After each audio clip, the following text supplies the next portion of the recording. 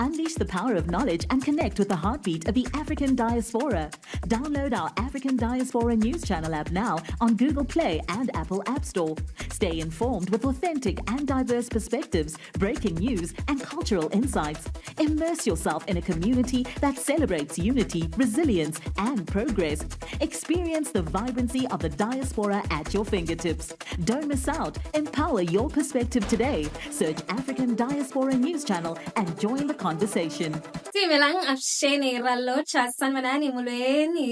name is Naledi Mfoloe, and it is my absolute pleasure to welcome you to the latest edition of the African Diaspora News Channel, where we unravel the stories that shape our world and our communities.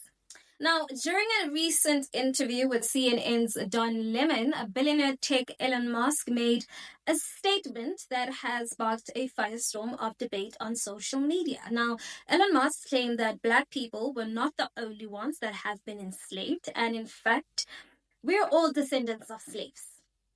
Now, let that sink in for a moment, right? Now, if you're like me, listening to this, you might be feeling a range of emotions. I mean, on one hand, it's easy to dismiss these comments as ignorant or misguided, right?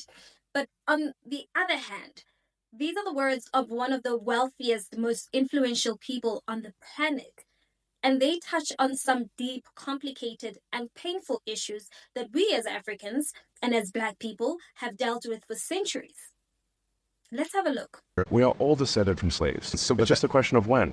Was it more recent or less recent? That's it. Is this something we want to make part of our constant dialogue forever? Or do we want to say, like, let's just move on and treat everyone according to just who they are as an individual? I agree with you with that. That's the ideal. But what the evidence shows is that that's not what's actually in practice. I think we're doing better than anywhere else. That's true. I agree with that. But that doesn't mean anything. That doesn't mean a lot to a whole lot of people who aren't able to take advantage of the opportunities that you were able to take advantage of, simply because of the color of your skin. What advantages did my color of my skin give me? Well, there's an ease that you have in society that many people of color don't. You were able to come to this country voluntarily. There are many people who are not able to come to the country voluntarily. There are people who came here as slaves. For me to come here. And there is a legacy of slavery that still continues on. There's a legacy of racism that still continues on in this country. That's undeniable. Now let's take a step back, right? What exactly is Elon Musk trying to say with these comments? Well, in my view, this isn't just a misstep in terms of understanding history. I believe it's part of a larger trend that we've seen in recent years, particularly among wealthy and powerful individuals, where they attempt to make everyone's pain and suffering equal, as though racialized injustice is somehow on the same level as other forms of oppressions. I mean, it's what I call a colorblind perspective, which sounds nice in theory, but ignores the lived reality of millions of Black people who are still fighting the systemic effects of slavery, racism, and colonialism. When we talk about slavery, particularly in the context of the African diaspora, we're not just talking about historical facts. We're talking about the continuing effects of those injustices on today's generation. Now, I do believe that Elon Musk's intention were to belittle Black people and dismiss the horrors of slavery.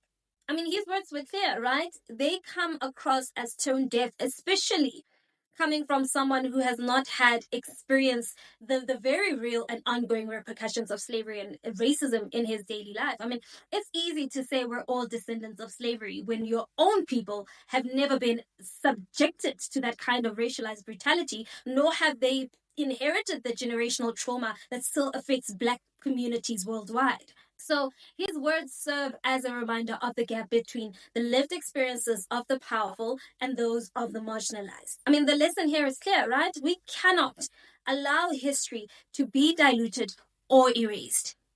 The fight against the legacies of slavery, colonization, and systemic racism is far from over. And as we continue to navigate these conversations, I believe that we need to ensure that Black voices, Black pain, and Black history remain at the center. What are your thoughts on this? Please, let's continue the conversation in the comment section. We really want to hear from you. And while you're at it, don't forget to give this video a thumbs up. That's it from me. Till we meet.